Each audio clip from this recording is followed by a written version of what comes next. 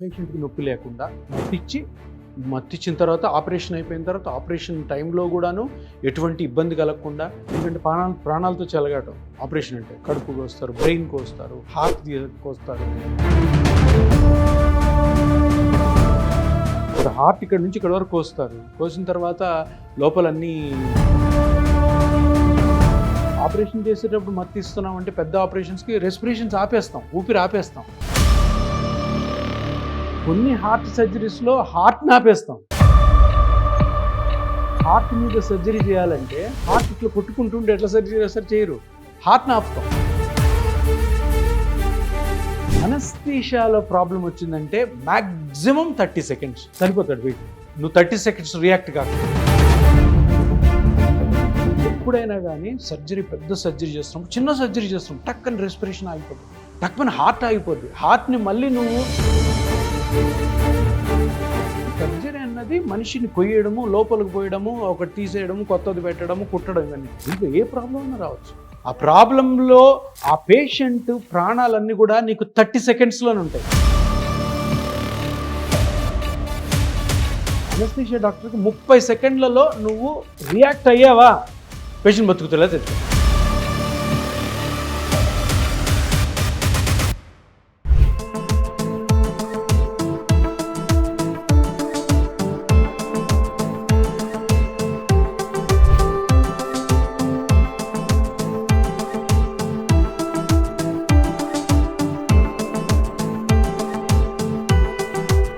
నమస్తే వ్యూస్. ఈ మధ్య కాలంలో అండ్ ఇంతకు ముందు కూడా most talked about subject, most talked about discomfort in the body ఏంటి అంటే మోకాళ్ళ నొప్పులు. ఇంట్లో ఒక 4-5 మెంబర్ ఫ్యామిలీ ఉన్న ఇంట్లో ఒకరికి కనీసం కనిపిస్తుంది ఇది పెయిన్. ఏ పనులు చేసుకోవాలని ఇది ఒక అడ్డంకులా అయిపోయింది.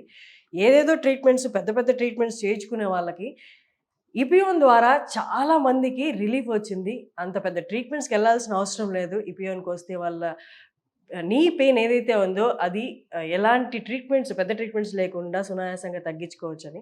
సో ఎస్, నేను ఇప్పుడు ఇపియోన్లో ఉన్నాను.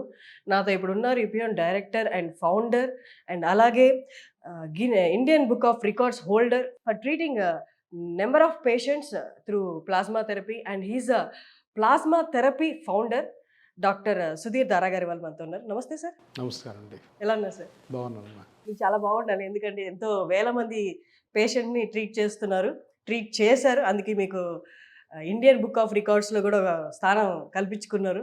That's really awesome sir. అంటే ఒక డాక్టర్కి తన కెరియర్లో ఇన్ని వేల మంది పేషెంట్స్ని ట్రీట్ చేయడం అంటే, ఇన్ని వేల మందిని వాళ్ళ పెయిన్ నుండి రిలీఫ్ వాళ్ళకి ఇప్పించి వాళ్ళ లైఫ్ని సునాయాసంగా చేయడం, వాళ్ళందరి ఆశీస్సులు మీకు ఉంటాయి.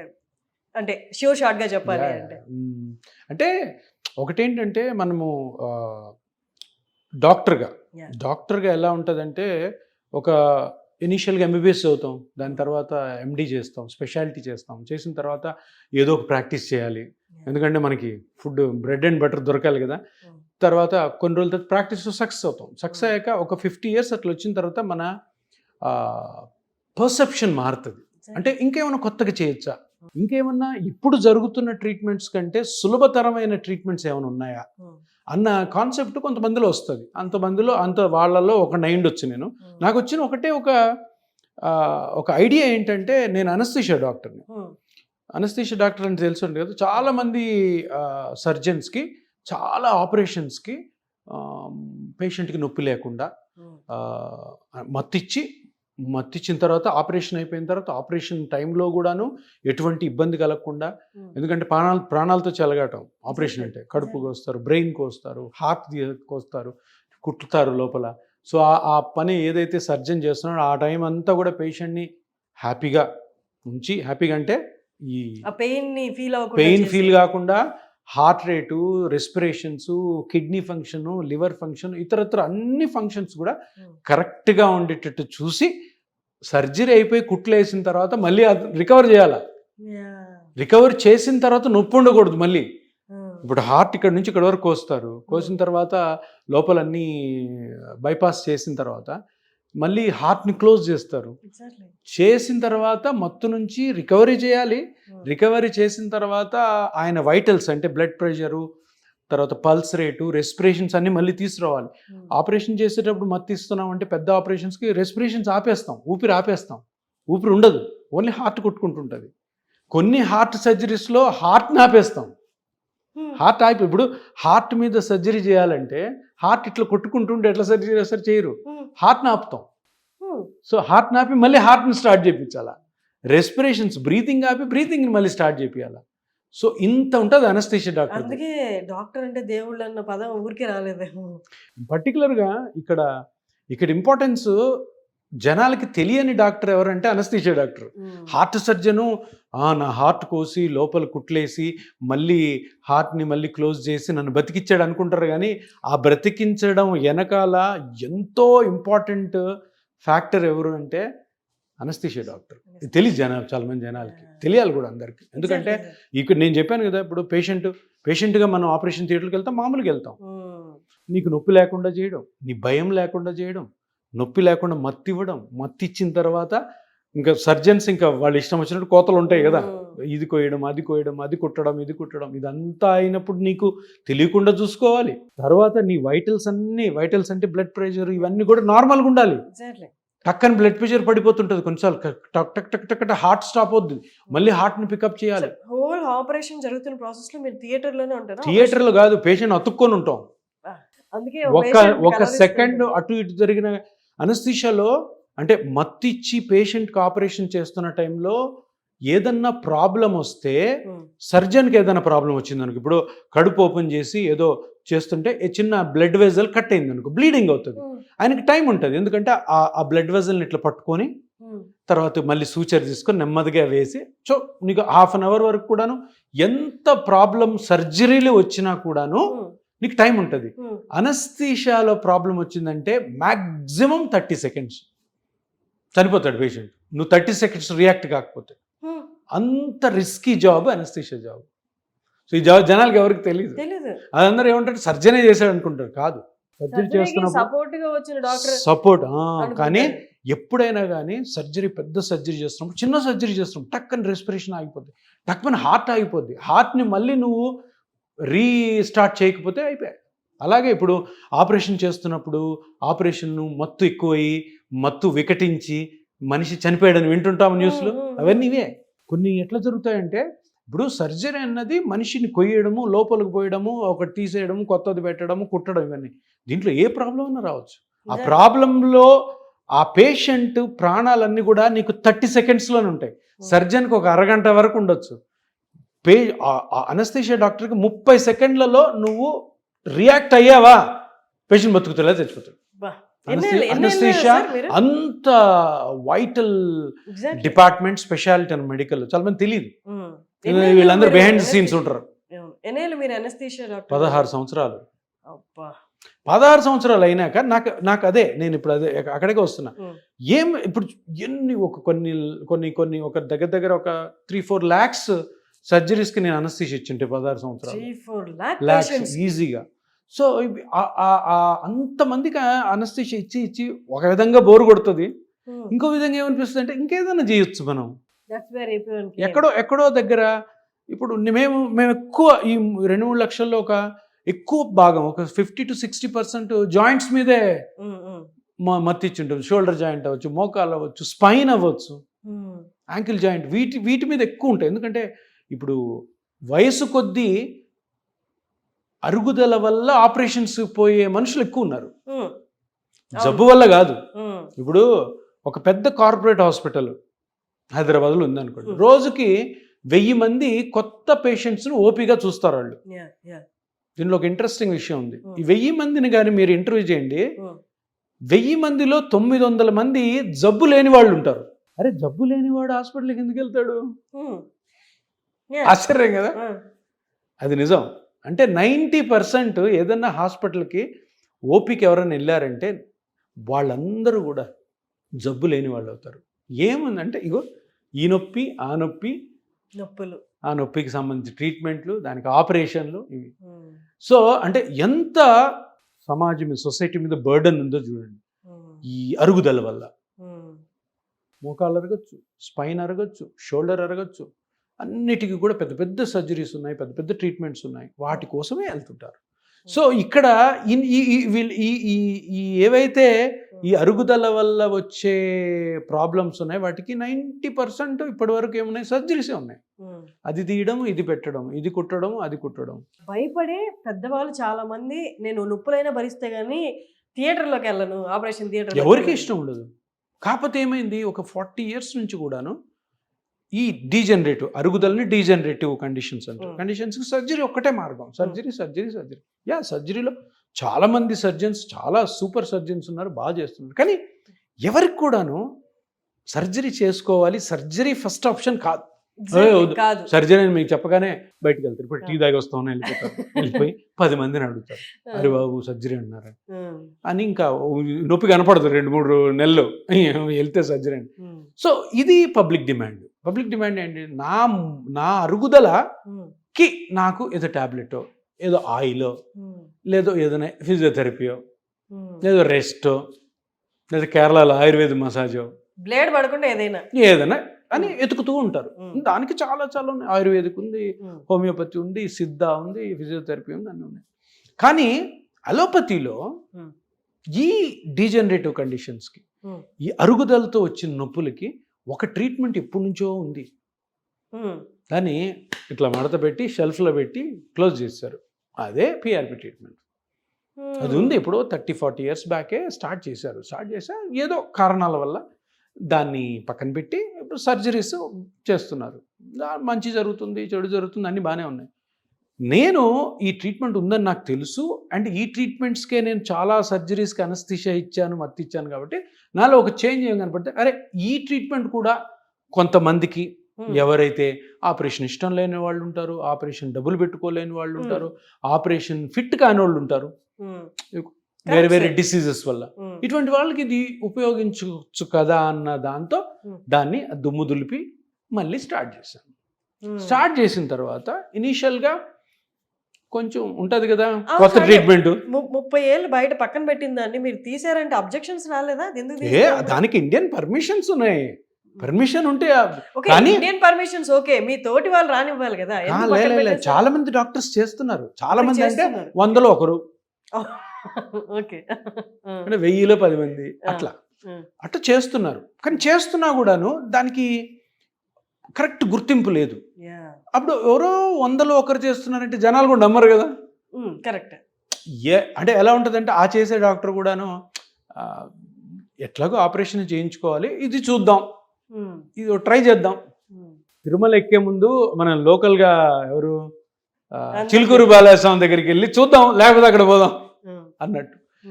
సో అలా దాన్ని ఇచ్చేసాను. దాన్ని నేనేం చేశానంటే, సరే మనం కూడాను, నాకు కూడా అనస్థిషియా అంటే ఒక విధంగా బోర్ కొట్టింది. ఎందుకంటే అనస్థిషియాలో గుర్తింపు ఉండదు. నేను చెప్పాను ఇది, ఇప్పుడు హార్ట్ని స్టాప్ చేసి హార్ట్ని మళ్ళీ స్టార్ట్ చేపించి ఏదన్నా కెటాస్ట్రోఫిక్ ఈవెంట్ జరిగితే బ్రీతింగ్ ఆగిపోయి పల్స్ రేట్ పడిపోయి చనిపోయే పరిస్థితుల్లో వితిన్ 30 secondsలో పేషెంట్ని రికవర్ చేసినా కూడా నా దగ్గరకు వచ్చి ఇట్లా భుజం తట్టి చాలా బాగా చేసావన్న మనిషి ఎవరు ఉండరు. Exactly sir, correct. ఆ సర్జను చేయడు, ఆ నర్సు చేయదు, ఆ పేషెంట్ చేయడు, పేషెంట్ బంధువులు కూడా చేయరు. అప్పుడు ఏముందంటే 16 సంవత్సరాలు అనస్థీషియా ప్రాక్టీస్ చేసిన తర్వాత మనం వెనక్కి తిరిగి చూస్తే ఏముంటుంది, ఏం లేదు. కానీ మీరు వచ్చేంత వరకు ఆపరేషన్ మొదలు పెట్టే ఛాన్సే లేదు. అసలు అనస్థెటిస్ట్ డాక్టర్ లేకపోతే పేషెంట్ ఆపరేషన్ థియేటర్కి వెళ్ళడు. అనస్థెటిస్ట్ డాక్టర్ రావాలా, పేషెంట్ ఎగ్జామిన్ చేయాలా, చేసిన తర్వాత సర్జన్ చెప్పాలా ఇతను ఫిట్, లేదు ఇతను ఫిట్ కాదు, వెనక్కి తీసుకోండి, ఈ టెస్టులు చేయండి, ఆ టెస్టులు చేయండి అని. ఫిట్ కాకుండా పోతే ప్రాణాలే పోవచ్చు. ఎగ్జాక్ట్లీ. సో అందుకని ఆ డిస్సాటిస్ఫాక్షన్ తోటి ఇలా మారామన్నమాట.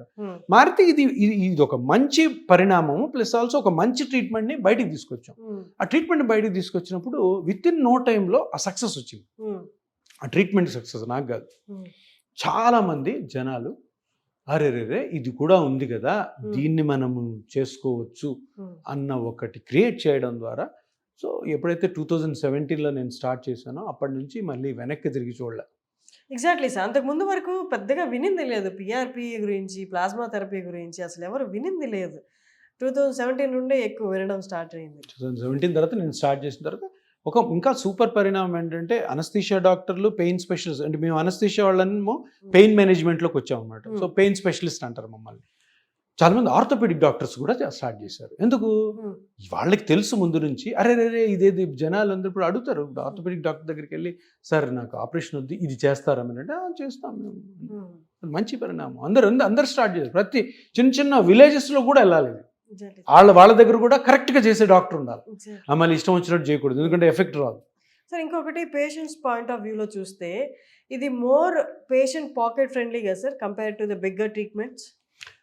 పాకెట్ ఫ్రెండ్లీ అంటే సర్జరీతో పోలిస్తే చాలా తక్కువ.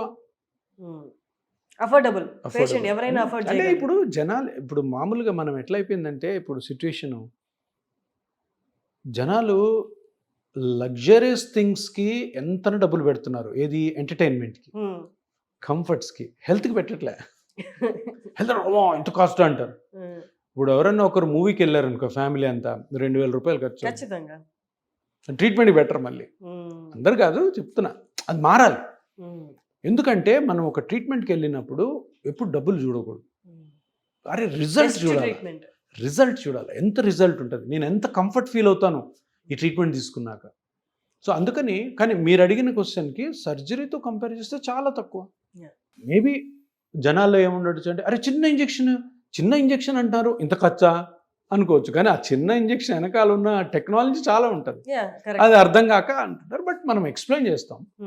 సో ఫైనల్గా ఏంటంటే patient care, goodness to the human being, మంచి జరగాలి. ఎందుకు మంచి జరగాలంటే, ఏ ట్రీట్మెంట్స్లో అయితే కాంప్లికేషన్స్ ఉంటాయో, ఏ ట్రీట్మెంట్లో అయితే సైడ్ ఎఫెక్ట్స్ ఉంటాయో, అటువంటి లేని కాంప్లికేషను, సైడ్ ఎఫెక్ట్ లేని ట్రీట్మెంటే PRP or plasma therapy. So ఈ కాంప్లికేషన్ ట్రీట్మెంట్ లేదు, చిన్న ఇంజెక్షన్తో మన ఓన్ బ్లడ్తోనే చేస్తున్నారంటే ఇంక అంతకంటే ఏం కావాలి? అది మంచి ఎఫెక్ట్ ఇస్తుందంటే ఇదే మనం ఎక్స్ప్లెయిన్ చేయాలి, ఇదే మనము ప్రజల్లోకి తీసుకెళ్ళాలి. వెళ్ళినప్పుడు అందరూ కూడాను సేఫెస్ట్ ట్రీట్మెంట్ తోటి, ఒక జబ్బు కానీ అరుగుదలతో వచ్చిన నొప్పులకి అన్నిటికీ కూడాను, జబ్బు కాదు ఇది, జబ్బు కాదు ఫస్ట్ ఆఫ్ ఆల్. అది అందరూ అంటారు, సార్ మీరు పిఆర్పి చేస్తే క్యూర్ అవుతుంది అంటే, అరే ఇది జబ్బే కాదురా, క్యూర్ మాట ఎందుకు వస్తుంది?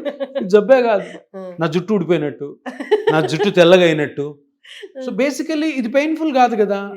ఎప్పుడైనా అద్దంలో చూసుకున్నప్పుడు అరే రే కొంచెం బాగుంటుంది, నీలా జుట్టు ఉంటే బాగుండేది అనిపిస్తుంది తప్పితే మనం మర్చిపోయి మన పనులు పెట్టు. అదే మోకాలు అరిగిపోయి రోజు నడుస్తున్నప్పుడు, కూర్చున్నప్పుడు, రాత్రి నిద్రపోతున్నప్పుడు, నొప్పి ఉన్నప్పుడు, ఇంద్ర ఇది జబ్బు కంటే భయంకరం. ఇప్పుడు బీపీ ఉంది, షుగర్ ఉంది అనుకో, మనకు బయటికి ఏం తెలీదు, ఆ మందులు వాడుతుంటే భయపడతా ఉండాలా. ఇదేంటిది? నువ్వు అడుగు వేస్తే నొప్పి, అడుగు తీస్తే నొప్పి, కూర్చుంటే నొప్పి, లేస్తే నొప్పి, డిస్కంఫర్ట్. సో అందుకనే మనం డాక్టర్ల దగ్గర పరిగెత్తాం. సో జబ్బు కాదు మళ్ళీ ఇది, కానీ అంత సఫరింగ్ ఉంటుంది. సార్ అంటే ఇప్పుడు ఇపియోల్ అంటే ఫస్ట్ చాయిస్ అయిపోయింది అందరికి. అక్కడికి వెళ్తే సునాయాసంగా ఇన్నేళ్ళు భరిస్తున్న నొప్పిని ఒక్కసారిగా తీసేసేటట్టే. కానీ పేషెంట్స్ ఎవరి దగ్గర అయినా అంటే సివియర్ కేసెస్ ఉండి వీళ్ళకి ప్లాస్మా థెరపీ అప్లై కాదు అన్న కేసెస్ ఏమన్నా ఉంటాయా? చాలా ఉంటాయి. పేషెంట్ సెలెక్షన్ చాలా ఇంపార్టెంట్. చాలా మందికి నేను సర్జరీకి పంపిస్తాను, అంటే నేను ట్రీట్మెంటే స్టార్ట్ చేయను. అరే వద్దు, నువ్వు సర్జరీకి వెళ్ళు అంటే అందరికీ కాదు. లేదు, ఎప్పుడు కూడా అమ్మా ఏ ట్రీట్మెంట్లో కూడాను ప్రతి పేషెంట్ ఆ ట్రీట్మెంట్ ఫిట్ కాడు. కొన్ని ఫిట్ అవుతాయి, కొన్ని కావు. అది తప్పకుండా మనం ఆ డిస్క్రిప్షన్ మెయింటైన్ చేయాలి, ప్రతిదీ చేయాలి. కానీ నేను ఏ పేషెంట్ని అయితే ఇది నా పిఆర్పి ట్రీట్మెంట్కి తీసుకుంటానో వాళ్ళని సర్జరీ పంపాను. అది గ్యారంటీడ్. అంతే కదా. నేను సెలెక్ట్ చేసుకునే కేసు అలా ఉండాలి. ఒకసారి వారిలో దిగినప్పుడు ఇంకా మరి వెనక్కి తిరిగి చూడకూడదు. నేను ముందే చెప్తాను, చూడు నీకు ఇలా ఉంది, ఇంత ప్రాబ్లం ఉంది కాబట్టి నీకు ఈ ట్రీట్మెంట్ అంతగా వర్క్ కాకపోవచ్చు, నువ్వు సర్జరీకి వెళ్ళు. నాకు తెలిసిన చాలామంది ఫ్రెండ్స్ ఉన్నారు, సర్జరీకి పంపిస్తానని చెప్తాను. కానీ సర్ప్రైజ్ ఏంటంటే ఎవ్వరు పోరు. వాళ్ళు ఏమంటారు, సార్ సర్జరీ గురించి మాకు అంతా తెలుసు సార్, మీరు చేస్తారా లేదా, మాకు ఇది కావాలి అన్నప్పుడు ఏం చేస్తాం? వేరే ఆప్షన్ ఉండదు. అప్పటికే నేను చెప్తాను, చూడమ్మా ఎంత జరుగుతుందో నాకు తెలియదు, కానీ నీకు కరెక్ట్ ట్రీట్మెంట్ సర్జరీ వద్దు అనుకుంటే చేసుకో, నేను మటుకు నేను ఎంత రెస్పాన్స్ వస్తుంది. ఎందుకంటే మనం ఎప్పుడు కూడా ఆనెస్టీగా ఉండాలి. ఆనెస్టీ లేకుండా నువ్వు రా అందరు రండి నేను చేసేస్తాను అనడం మంచిది కాదు. సో అది అగేన్స్ట్ ద రూల్స్ కూడా అవుతుంది. సో అందుకని ఎప్పుడు కూడాను కొన్ని కేసెస్ నేను చెయ్యలేను అనుకున్నవి చెయ్యను. కొన్ని కేసెస్ ఉంటాయి అట్లాంటివి. అవి సర్జరీకి, ఎందుకంటే నేను సర్జరీస్ చాలా చూశాను కదా, కొన్ని వేల సర్జరీస్ చూశాను కాబట్టి నా ఫ్రెండ్స్ చాలా మంచి సర్జన్స్ అని వాళ్ళ దగ్గర పంపించేస్తాను. సార్ అంటే ఇప్పుడు వచ్చిన పేషెంట్స్కి వన్స్ వస్తే ఒకటేసారి సిట్టింగ్ అయిపోతుంది అనుకునేలాగా సిట్టింగ్స్ ఉంటాయా? How this treatment actually works? So point ఏంటంటే ఎప్పుడన్నా కానీ బాడీలో ఒక ఇబ్బంది వచ్చింది మనకి, డాక్టర్గా ఫస్ట్ ఆఫ్ ఆల్ మనం కనుక్కోవాల్సింది ఏంటంటే ఆ ఇబ్బందికి గల కారణాలు, ఆ పార్ట్లో ఆ ఇబ్బందికి గల కారణాన్ని తొంగి చూడాలి. మోకాల్లో నొప్పి వచ్చింది, మోకాల్లో నొప్పి వచ్చిందంటే మోకాలంతా చెడిపోయిందనా? ఎక్కడో ఒక చిన్న పార్ట్, బోన్లో ప్రాబ్లం ఉండొచ్చు, లిగమెంట్లో ప్రాబ్లం ఉండొచ్చు, మజిల్లో ప్రాబ్లం ఉండొచ్చు, కార్టిలేజ్లో ప్రాబ్లం ఉండొచ్చు, మెనిస్కస్లో ప్రాబ్లం ఉండొచ్చు. అట్లాగా మొత్తం ఆ మోకాలు జాయింట్లో ఉన్న ఏ ప్రాబ్లం వల్ల వచ్చిందో నొప్పి కనుక్కోకపోతే మనం పేషెంట్కి రాంగ్ చేస్తున్నట్టు అర్థం, అంతేనా కదా? అంతే. సో మేమేం చేస్తాం, ఫస్ట్ దాంట్లో తొంగి చూస్తాం అసలు ఏంటి ప్రాబ్లం. పిఆర్పి పద్ధతి ఆర్ ప్లాస్మా థెరపీ ఏం చేస్తుంది అంటే, ఇప్పుడు 99% మోకాలు అరిగిపోయిన వాళ్ళకి గుజ్జు అరిగి ఉంటుంది. పిఆర్పి అంటే ఏంటి, ప్లాస్మా ఉంటుంది బ్లడ్లో, దాని మీద ప్లేట్లెట్స్ ఉంటాయి, ప్లేట్లెట్స్ మీద గ్రోత్ ఫ్యాక్టర్స్ ఉంటాయి. గ్రోత్ ఫ్యాక్టర్స్ అంటే గ్రో చేస్తాయి. ఏం గ్రో చేస్తాయి, నువ్వు ఆ గ్రోత్ ఫ్యాక్టర్స్ని తీసుకెళ్ళి ఎక్కడ వేస్తావో ఆ పార్ట్ని గ్రో చేస్తాయి. ఇక్కడ అరిగిపోయింది ఏంటి, కార్టిలేజ్, మోకాల్లో గుజ్జు. గుజ్జు ఎక్కడ అరిగిందో కనుక్కొని స్కానింగ్స్లో ఆ అరిగిపోయిన దగ్గర ఈ గ్రోత్ ఫ్యాక్టర్ని తీసుకెళ్ళి లేసాం అంటే దాన్నే పెంచుతుంది. ఆ పేరులోనే ఉంది, సింపుల్, చిన్న ఇంజెక్షన్తో. సో మీరు అడిగిన క్వశ్చన్కి ఎన్నిసార్లు సిట్టింగ్స్, అదంతా కూడాను ఎక్కడ అరిగింది గుజ్జు, ఎంత అరిగింది, దానికి మెజర్మెంట్స్ ఉంటాయి. కొంతమందికి గుజ్జు 70% అరిగి ఉండొచ్చు, కొంతమందికి 80% అరిగి ఉండొచ్చు, కొంతమంది 30% అరిగి ఉంటుంది. సో 30% అరిగిన వాళ్ళకి ఒక సిట్టింగ్స్ ఆఫ్ ట్రీట్మెంట్ ఉంటుంది, 80% అరిగిన వాళ్ళకి సిట్టింగ్స్ ఉంటుంది. అట్లాగా ప్రతి పేషెంట్కి ఒక కస్టమైజ్డ్ ప్రోటోకాల్ ఉంటుంది. 80% అరిగిన ఒక మనిషికి 70 ఏళ్ళు అనుకోండి, 70 సంవత్సరాలు అనుకోండి, 80% 35 years వాళ్ళకి కూడా అరిగి ఉంటాయి, వాళ్ళకు ఒక ప్రోటోకాల్. ఎందుకు ప్రోటోకాల్ సార్, రెండు గుజ్జు అరిగిందంటే 35 years వాళ్ళకి పనులు వేరే ఉంటాయి, 85 years వాళ్ళ పనులు వేరే ఉంటాయి, వాళ్ళ యాక్టివిటీ వేరే ఉంటుంది, వాళ్ళ డిసీజెస్ వేరే ఉంటాయి. ఈ 35 years వాళ్ళకి చాలా యాక్టివిటీ ఉంటుంది. ఒక ఫీమేల్ అనుకో, పిల్లలు చిన్నపిల్లలు ఉంటారు, వాళ్ళు పెద్ద అవ్వాలి, వాళ్ళు చదువుకోవాలి, వాళ్ళ పెళ్ళిళ్ళు చేయాలి, మళ్ళీ మనవలు మనవరాళ్ళు. సో వాళ్ళ ప్రోటోకాల్ ప్రకారం వాళ్ళని ఒక 20 years దాకా ప్లాన్ చేస్తాం. సో ఇది ఓన్లీ ఏదో పిఆర్పి ఇంజెక్షన్ వేసే కానీ టక పెరిగిపోయి మ్యాజిక్లు అవుతుంది, అస్సలు కాదు. ప్రతి ఒక్కరు అర్థం చేసుకోవాల్సింది ఏంటంటే పిఆర్పి అన్నది ఒక్కొక్కరికి ఒక్కొక్క విధంగా ఉంటుంది. పిఆర్పి చేసే డాక్టర్స్ కూడాను తప్పకుండా మీకు ఏం ఎక్స్ప్లెయిన్ చేయాలంటే, ఇగో నీ వయసుకి ఇది ఇంత అరిగింది కాబట్టి ఈ ట్రీట్మెంటు ఇలా ఉంటుంది, మీకు ఇలా ఉంటుంది, మీ జాగ్రత్తలు ఇట్లా ఉంటాయి, ఈ జాగ్రత్తలన్నీ మీరు ఫాలో అవ్వాలి అని ప్రతి పేషెంట్ కూడా ఒక ఫ్యామిలీ మెంబర్ అవుతాడు మాకు, అవ్వాలి. ఒక ట్రీట్మెంట్ కొత్తగా వచ్చింది కాబట్టి దీన్ని సక్సెస్ఫుల్గా పబ్లిక్లోకి తీసుకెళ్ళాలి అంటే మనలో ఎంతో మోటివేషన్ ఉండాలి. నాలో డాక్టర్గా, మా స్టాఫ్లో ఉండాలి అది.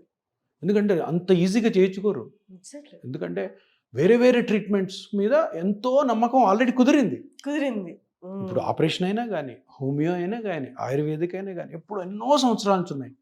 అవన్నిటినీ కూడా అదొద్దు ఇది బెటరు అనుకొని రావాలి అంటే, నమ్మకం కుదరాలంటే వాళ్ళని మన ఫ్యామిలీ మెంబర్స్ చేసుకోవాల్సింది.